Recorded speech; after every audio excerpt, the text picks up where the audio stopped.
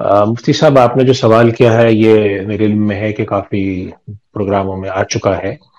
اور سوال جو ہے وہ یہ ہے کہ جرمنی، یعنی یوں کہہ لیں کہ یورپ میں، اور یہ پورا کہہ لیں کہ پورے ویسٹرن کنٹریز میں، امریکہ میں، برطانیہ میں، یورپ میں،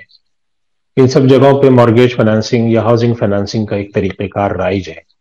جو مسلمان وہاں پہ آباد ہیں وہ عام طور پہ سوال پوچھتے ہیں کہ بھئی ہم کیا وہ فائنانسنگ لے سکتے ہیں یا نہیں لے سکتے؟ کیا ہم بینک کے ذریعے گھر خرید سکتے ہیں یا نہیں خرید سکتے؟ ایک عام طور پہ ان کا سوال ہوتا ہے۔ تو میں مختصراً آپ کو کچھ اصولی باتیں عرض کر دیتا ہوں، اس لیے کہ ہر ملک کا اور ممکنہ طور پہ ہر ملک کے اندر جو پائے جانے والا بینک ہے، چلیے کہ بعض بینک ایسے ہوتے ہیں جو کہ ہوتے ہی ہاؤسنگ فائنانس کے لیے ہوئے ہیں، وہ ہاؤسنگ فائنانس کارپوریشن ہوتے ہیں۔ وہ عام بینک کے مقابلے میں ان کا صرف ایک ہی کام ہوتا ہے کہ وہ لوگوں کو گھر بنانے میں، گھر کے خریدنے میں مدد کرتے ہیں۔ یعنی کہ جسے ہم کہہ سکتے ہیں کہ اسپیسیفک ہاؤسنگ فائنانس کے ہوتے ہیں، جیسے کہ پاکستان کے اندر بھی ہاؤس بلڈنگ فائنانس کارپوریشن ایک ادارہ ہے۔ تو اس وجہ سے ہم ایک اصولی بات میں عرض کر دیتا ہوں، ہم جب تک کہ کسی ادارے کے جو ڈاکومنٹیشن ہے، جو طریقہ کار ہے، اس سے تفصیل سے واقف نہ ہو، اس کے بارے میں کوئی واضح بات کہنا مشکل ہوتا ہے۔ اصولی بات یہ ہے کہ جب کوئی آدمی، چاہے وہ گاڑی لینے کے لیے جائے، گھر لینے کے لیے جائے، جب وہ بینک کے پاس جاتا ہے تو عام طور پہ بینک جو کرتے ہیں وہ یہ کام کرتے ہیں کہ چاہے وہ گھر دلانا ہو یا گاڑی دلانی ہے، جسے ہم کنزیومر فائنانس کہتے ہیں، اس کے لیے وہ یہ کرتے ہیں کہ اس آدمی کے نام پہ اس کی تنخواہ، اس کی انکم وغیرہ دیکھ کر ایک کریڈٹ لمٹ اپروو کرتے ہیں کہ اس آدمی کو ہم اتنے پیسے دے سکتے ہیں، اور اس کریڈٹ لمٹ کے لحاظ سے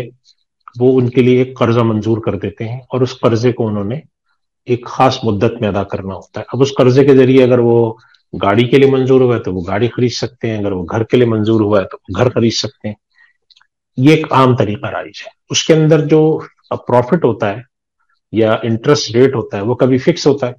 اور آپ نے ایک جیسی قسطیں دینی ہوتی ہیں سارے ٹینیور میں، پوری مدت میں۔ اسے ہم ای ایم آئی پروگرام کہتے ہیں، ایکول منتھلی انسٹالمنٹ پروگرام۔ فرض کر لیتے ہیں، مثال سے میں اس بات کو عرض کرتا ہوں کہ ایک شخص نے جا کر درخواست دی کہ مجھے 2 لاکھ یورو کے برابر فائنانسنگ کی ضرورت ہے، گھر خریدنا ہے مجھے۔ تو بینک نے ان کی کریڈٹ ایویلویشن کی، اور اس کے بعد بینک نے ان کی تنخواہ وغیرہ دیکھتے ہوئے کہا کہ ہم آپ کو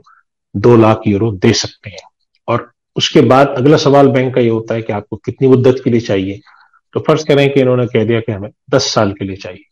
تو اب بینک نے، اگر فرض کریں کہ بینک نے پروفٹ ریٹ، انٹرسٹ ریٹ اپنا 5% لینا ہے، تو سالانہ کے لحاظ سے وہ 5% کا ایڈ کر کے دو طریقے سے لیتا ہے۔ یہ تو ہر سال اس کے اندر اضافہ بھی کر سکتا ہے، وہ بینک کہتا ہے کہ ہر سال اگر ہمارا انٹرسٹ ریٹ چینج ہوا تو ہم اس کو چینج کریں گے، اور یہ بھی کر سکتا ہے کہ وہ فکس ریٹ ہو۔ عام طور پہ جو ہاؤسنگ کے سبسیڈائز پروگرام ہوتے ہیں وہ فکس ریٹ ہوتے ہیں، اور جو کسی بھی ملک کا جو سینٹرل بینک ہوتا ہے، جو ان کا اسٹیٹ بینک ہوتا ہے، وہ فائنانسنگ کمپنیوں سے یا اس طرح کے اداروں سے یہ کہتا ہے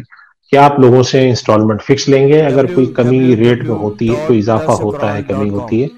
www.alsaprogram.com وہ ہم آپ کو دے دیں گے، آپ اس کی فکر نہ کریں، لیکن لوگوں سے آپ فکس ریٹ چارج کریں۔ یہ ایک پروگرام ہوتا ہے، اس کے تحت وہ قرضہ لیتے ہیں اور اس کے اوپر سود ادا کرتے ہیں۔ ایک طریقہ فائنانسنگ کا یہ کہلاتا ہے مارگیج فائنانسنگ ہوتی ہے، سبسیڈائز بھی ہو سکتی ہے، نان سبسیڈائز بھی ہو سکتی ہے، فکس ریٹ بھی ہو سکتی ہے، ای ایم آئی پروگرام بھی ہو سکتی ہے، فلوٹنگ ریٹ ہو سکتی ہے، مختلف اس کے طریقہ کار ہیں۔ اور ایک طریقہ اور ہے فائنانسنگ کا، جو کہ ممکنہ طور پہ ہو سکتا ہے کہ جو جرمنی سے سوال کر رہی ہیں خاتون، ان کے ہاں کوئی فائنانسنگ کا ادارہ ہو۔ وہ طریقہ کار یہ ہوتا ہے کہ وہ ادارہ فائنانسنگ سود کے قرضے کی شکل میں نہیں دیتا، بلکہ وہ جا کر خود گھر کو خریدتا ہے بیچنے والے سے، اور جو خریدنے آیا ہے اس کو دے دیتا ہے۔ یعنی فرض کریں کہ یہ خاتون جاتی ہیں اور یہ درخواست دیتی ہیں کہ مجھے 2 لاکھ یورو کی ضرورت ہے، 2 لاکھ یورو تک کا مجھے گھر خریدنا ہے، اور ایک گھر میں نے پسند کیا ہے، فرض کریں وہ 3 لاکھ یورو کا ہے، 1 لاکھ یورو میرے پاس ہے، 2 lakh euro housing finance corporation ملا دے۔ انہوں نے ان کی کریڈٹ اپروول اگین وہی والی دیکھی کہ انہوں نے کہا ٹھیک ہے، ان کی تنخواہ، ان کے شوہر کی تنخواہ، ان کی اپنی ذاتی انکم اتنی ہے کہ یہ ایک گھر خرید سکتے ہیں۔ تو اب جو انہوں نے گھر پسند کیا ہوگا تو وہ گھر یہ ہاؤسنگ فائنانس کمپنی اس گھر کے مالک سے براہ راست خریدے گی، اور گھر کو خرید کے اس کی پیمنٹ اس آدمی کو کریں گے، اور اس میں اپنا پروفٹ رکھ کے ان لوگوں کو بیچ دیں گے۔ یعنی فرض کریں کہ انہوں نے 2 لاکھ یورو ان سے مل لیے اور 1 لاکھ یورو ان سے لیے، 3 لاکھ یورو کا ایک گھر انہوں نے خریدا، تو 2 lakh euro housing finance company ने पे कर दिए, 1 लाख यूरो उन्होंने पे कर दिया। फिर हाउसिंग फाइनेंस कंपनी अपना जो हिस्सा है वो इनको प्रॉफिट रख के सेल आउट कर देती है। फिर अगेन इसके अंदर वही इम्कानात है कि हो सकता है माहवार एक जैसी इंस्टॉलमेंट हो, जिसे हम इक्वल मंथली इंस्टॉलमेंट कहते हैं, या वो थोड़ा बहुत फर्क होता है। जैसे कि सवाल में इन्होंने पूछा, इससे मालूम होता है कि वो इक्वल मंथली इंस्टॉलमेंट है, एक जैसी किस्तें इन्होंने देनी होती हैं, कोई इसमें इजाफा नहीं होता, फिक्स रेट। तो अगर ये तरीक़ेकार है तो फिर ये फाइनेंसिंग के बजाय सेल परचेज में आ जाता है।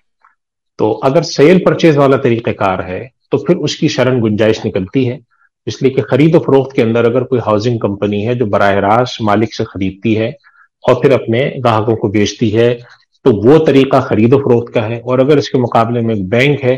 तो वो खरीद फरोख्त नहीं करता, वो क्लाइंट के नाम पे एक कर्जा जारी करता है सूदी, और उसको सूद की बुनियाद पर लेता है, चाहे वो सूद फिक्स हो, चाहे वो सूद जो है वो फ्लोटिंग हो, जिसे हम कहते हैं तब्दील होने वाला हो। ये एक उसूली जवाब है। अब इन खातून का किस कंपनी के साथ मामला है उसकी तफसीलात से चूंकि हम वाकिफ नहीं है पाकिस्तान में बैठे हुए, न मेरे पास इसकी कोई तफसील है,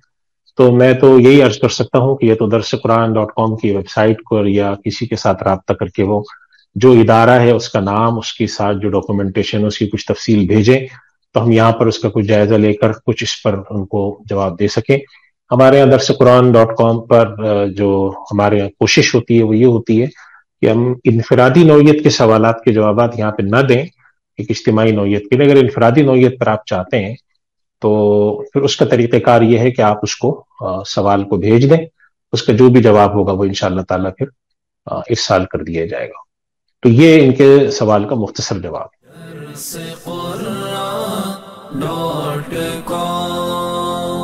www.darsequran.com